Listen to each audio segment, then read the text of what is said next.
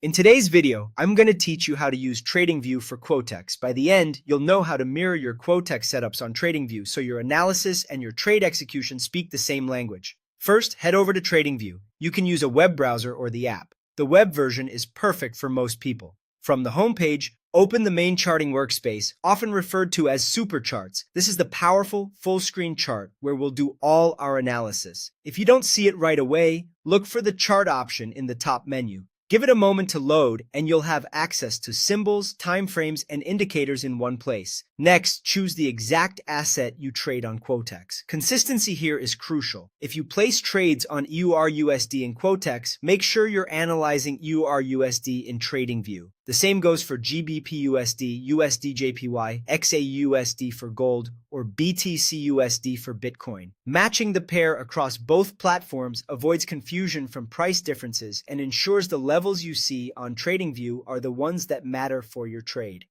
If multiple versions of a symbol appear, pick the most liquid, commonly used one and stay consistent with it. Now set your time frame to match your trading style and, importantly, your expiry time on Quotex. If you prefer fast binary trades, use the 1-minute or 5-minute charts in TradingView. For a calmer pace and often cleaner signals, switch to the 15-minute chart. The key principle is alignment. The chart time frame you analyze should reflect the duration of the trade you plan to take. As a simple guideline, many traders like to see at least several candles within the life of a trade, so the chart tells a complete story while the trade is open. With your asset and time frame locked in, add just a couple of simple indicators. Click the Indicators button, usually marked with an FX icon. Start with the 50-period exponential moving average. This smooths price action and makes trend direction obvious. Above the EMA suggests a bullish bias, below it suggests a bearish one. Then add the Relative Strength Index set to 14. RSI helps you gauge momentum and potential overbought or oversold conditions.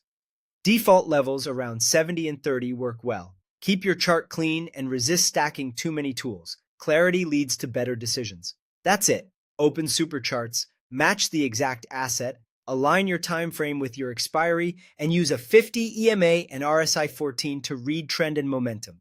Keep it simple, stay consistent, and let your analysis guide your Quotex entries with confidence.